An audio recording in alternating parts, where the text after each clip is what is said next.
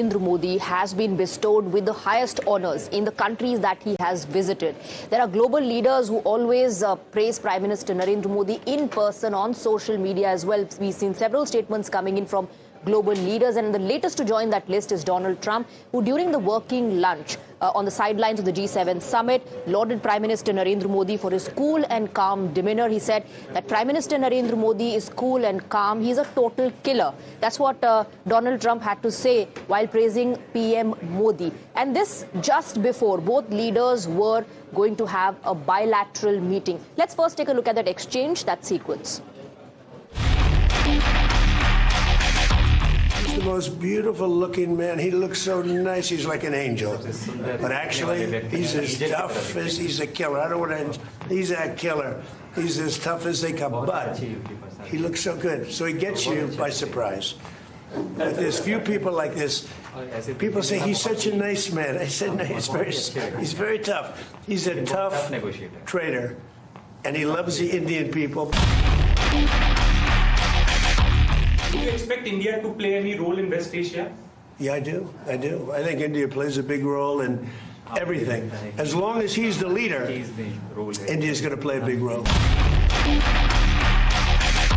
If they were attacked, we would be there to help them.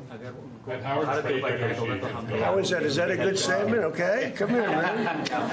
If anybody attacks that man, we're going to be there. Now, if there's a new leader, I'm not sure about it. Okay. If there's a new leader, I don't know about that. But if they're attacked and he's the leader, we're going to be there to help. So this appreciation of Prime Minister Narendra Modi by Donald Trump, and remember this is happening on a global platform during the summit. There was a very interesting development that took place here in India in domestic politics when the Congress leaders immediately started drawing parallels with Prime Minister Narendra Modi and projected Rahul Gandhi as the cool PM. As for the Congress leaders, Rahul Gandhi is what the Gen Z wants. Listen in. उन्होंने एक प्रकार से जो parliament के अंदर बाहर बोलते हैं उसको आगे बढ़ाया है प्रैक्टिकली 9 आत्महत्या हो चुकी है अभी तक तो राहुल जी काम जो कर रहे हैं वो एक प्रकार से कॉन्फिडेंस बड़े बच्चों का भी कि पूरा विपक्ष आपके साथ में है सरकार पर दबाव बनाएंगे जिससे कि सरकार का ध्यान जाए जो आपकी मूलभूत समस्या है चाहे वो अभी बताया उन्होंने किस प्रकार से एक्सपेंडिचर होता है खर्च बच्चों की जेब से समझ के पर है कि ये सत्ता पक्ष वाले क्यों बुकलाते हैं ये तो उन्हीं का काम है एक प्रकार राहुल गांधी अगर कॉन्फिडेंस बढ़ाएंगे आत्महत्या रुकेगी तो देश को फायदा है देशवासियों को फायदा है जब पाकिस्तान के आतंकवादियों ने हमारे यहाँ हमारे लोगों को मार दिया तो उसके बाद में जो ऑपरेशन सिंदूर उसने क्यों बंद करवाया आतंकवादी देश घोषित करना चाहिए था उनको उस आदमी का क्या भरोसा है जो दिन में 14 बार बदलता है और मैं तो कहता हूं कि अगर ऐसा कहा है तो मोदी जी को ऑपरेशन सिंदूर अभी खत्म नहीं हुआ जैसा उनका रक्षा मंत्री कह रहे हैं जैसे देश के प्रधान तो आप पाकिस्तान को बदला लेना चाहिए ना हमको All right, so BJP of course has hit out at the Congress. BJP has mocked this parallel that the Congress party seems to be drawing, this projection of Rahul Gandhi as a cool PM candidate. BJP's Pradeep Bhandari hit out at the Congress leaders saying that the Congress party once again is trying to relaunch Rahul Gandhi and this perhaps is the 100th time that the Grand Old Party is trying to relaunch the Yuvraj, doesn't it? The Gen Z of India are patriotic, the Gen Z of India are nationalist, and this is why the Gen Z of India, whether it is in 2014, 19 or 2024, have stood with Prime Minister Narendra Modi and have made up their mind to stand with Prime Minister Narendra Modi in 2029. The Gen Z of India know that the intention of Rahul Gandhi is anarchic, the intention of Rahul Gandhi are sinister. This is why the Gen Z of India have kept the Congress party in opposition. देखो ऐसा है कि मैंने कोटा का भी देखा कई और जगह का देखा एक लाइट एंड साउंड शो होता है ना पूरी तरह से कंफ्यूजन कंट्राडिक्शन कॉन्फ्लिक्ट और कॉन्स्पिरेसी की सोच से भरपूर इनका ये कार्यक्रम था जो है वो भ्रम और भय का भंवरजाल पैदा करो ये इसकी कोशिश थी लेकिन उसमें वो सफल नहीं हो गए दिक्कत ये है कि इनका जो है वो कॉकरोच और कांग्रेस के बीच में कंपटीशन चल रहा है So interesting reactions there coming in. On one hand, you have the Congress leaders praising Rahul Gandhi, projecting him as a cool PM candidate.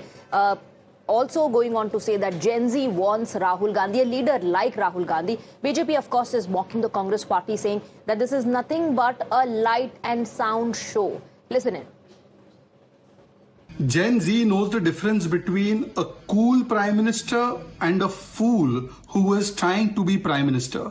And therefore, Gen Z has rejected Rahul Gandhi 99 times from 2014 onwards because Rahul Gandhi has no confidence that he evokes in the Janta.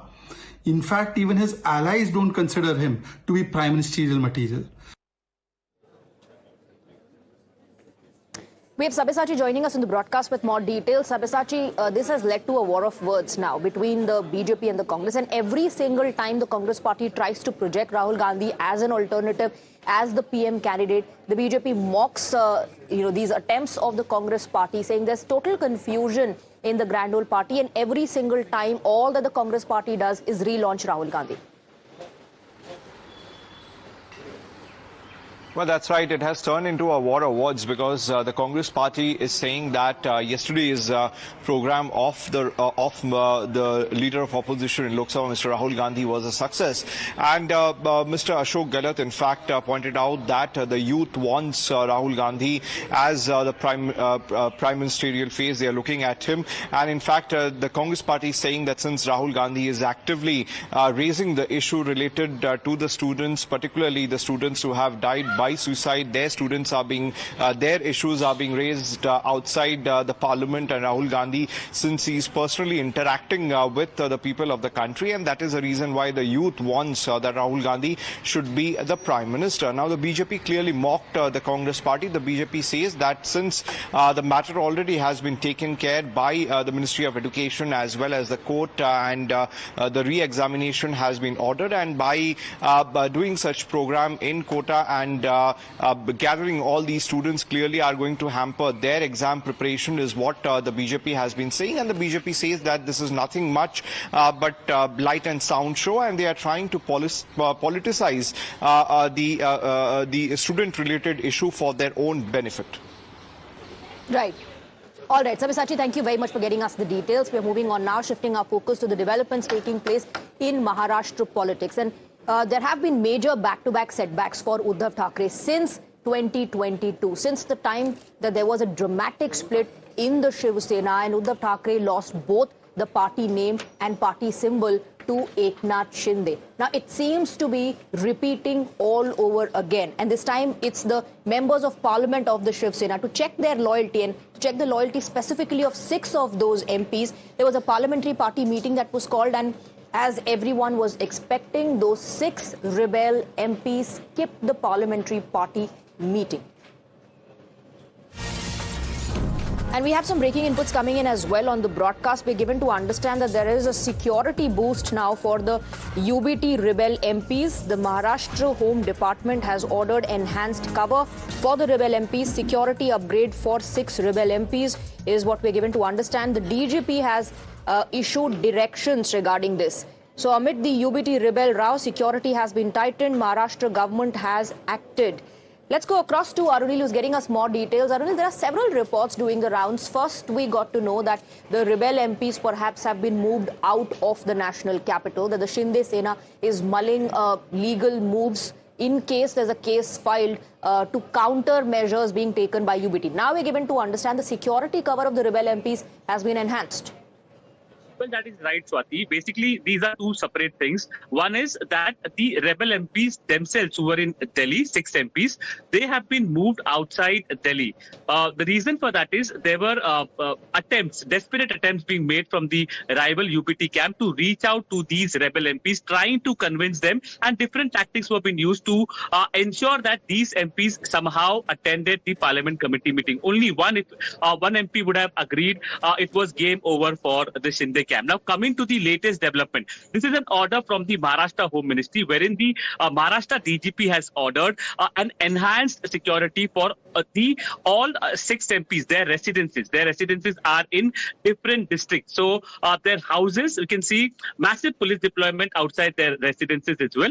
This is based on the input from the intelligence department, and a security similar to Y+ category has been given to these to the residences families of these MPs. The reason for that is these MPs may be outside, they are maybe near Delhi, but their family members are still residing over there. And we have seen repeated threats being issued by UBT supporters as well as the supporters of these MPs as well, saying that what has happened is not right, and they are going to these MPs will not be allowed to re-enter their districts after joining the rival camp. To avoid any kind of untoward incident, any kind of violence, this security has been beefed up.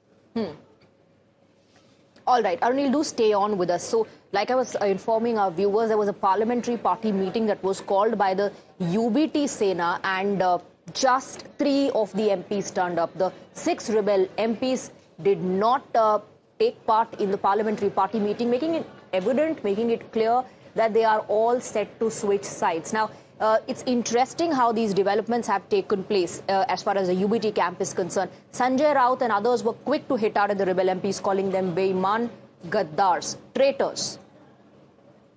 जो आएंगे वो हमारे, नहीं आएंगे वो बेईमान गद्दार. Sir, आपको लगता है कि सारे लोग आएंगे? अरविंद भाऊ सर बिल्कुल कंपलसरी है सर सबके लिए. हमने कुछ छुपाया. संडे को सब लोग एक साथ थे, कुछ वर्चुअली आए थे. आज लापता है. अब लापता कहाँ है, क्या है, उनको पता है. हमको उनको ढूंढने में आप कोई दिलचस्पी नहीं है. हाँ, नेचुरल लोग हैं, 70-70 साल के लोग हैं, 2-2 बार 3-3 बार MP बने हमारे पार्टी से, तो हम क्या उनको बताएंगे. लेकिन इस बार उनको महंगा पड़े, चाहे कुछ भी. And we have some breaking inputs coming in on the broadcast. Union Minister Kiran Rijiju has hit out at Sanjay Raut.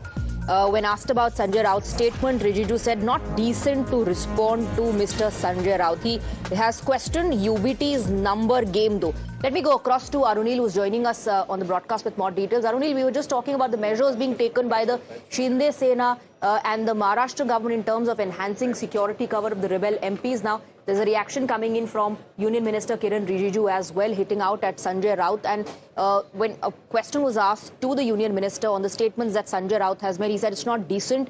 He does not want to respond to what Sanjay Raut has said, but he definitely is questioning the number game as far as the UBT is concerned. Remember, the UBT in Lok Sabha till this point had around 9 MPs. And then reports started coming in that 6 of those MPs, 6 rebel MPs are going to switch sides, that they are going to switch over to the Shinde Sena faction. And then today's meeting, the parliamentary party meeting, made it evident, made it clear that the 6 rebel MPs are all set to quit and leave Uddhav Thackeray's side. Let me go across to Pragya, who's getting us more details on that. Pragya, we also have a reaction coming in from Kiran Rijiju hitting out at Sanjay Raut.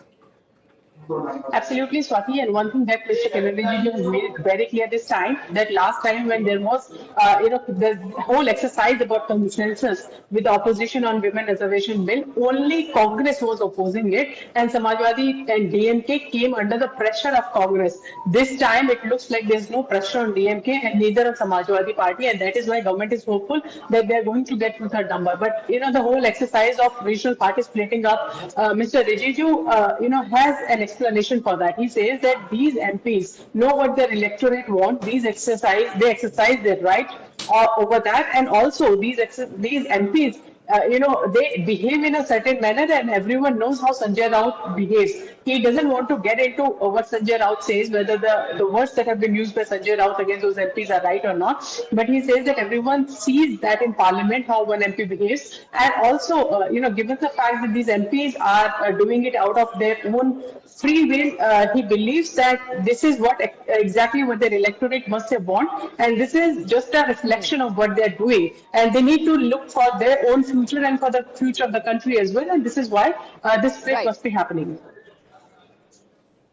All right, Pragya, thank you very much for getting us the details. But the opposition clearly hitting out at the BJP, constantly talking about the larger picture, which is how the NDA is trying to get the 2/3 majority to ensure that the legislative package that they introduced in the session, the last session, this time gets that special majority. All eyes are going to be on that development. Quick break with that. We'll be back with more news and updates. To understand that a high-level diplomatic engagement took place between Home Minister Amit Shah and the US Ambassador to India, Sergio Gore. We're given to understand that the discussion was on issues of mutual interest and avenues for deeper cooperation. The meeting underscores the importance both countries place on strengthening bilateral ties across key sectors. The leaders seem to have put out a post on social media about this engagement between both the leaders. In fact, Home Minister Amit Shah has also, through his social media handle, put out a post on this meeting where there was a detailed discussion on strengthening cooperation between India and US. Let me go across to Mohit, my colleague, who's getting us more details. Mohit, on one hand, we saw the bilateral between Prime Minister Narendra Modi and Donald Trump in France. And then now there's a meeting that has happened between Home Minister Amit Shah and US Ambassador to India, Mr. Sergio Gore, as well. So on all levels, at the moment, the focus of both the nations seem to be on strengthening cooperation and ties between US and India. Well, yes, in fact, Swati, and we know for a fact that how, as you rightly pointed out, Prime Minister had a bilateral with Donald Trump yesterday, and today we have a meeting of Mr. Sergio Gore, who is the U.S. ambassador to India and special envoy to the Southern Asia, met Home Minister Amit Shah. In this particular meeting, as per the details put out by both Home Minister Amit Shah and Sergio Gore, a detailed discussion took place on further strengthening cooperation between India and the U.S., specifically in the areas of security, particularly counter-terrorism and counter-narcotics. And we also need to understand that how under the leadership of Home Minister Amit Shah, we have seen that how anti-narcotic operations have been going on throughout the country. And we know that how in the US also there has been a massive crackdown on the narcotics industry, and perhaps that is why the discussion took place on this. And Home Minister Amit Shah has also put out that India... Cooperation in that front as well. Yes, thank you, Mohit, for getting us the details. Thank you for putting things into context. With that, we're slipping into a short break, but we do have a lot more lined up for our viewers on the other side. Stay on with us.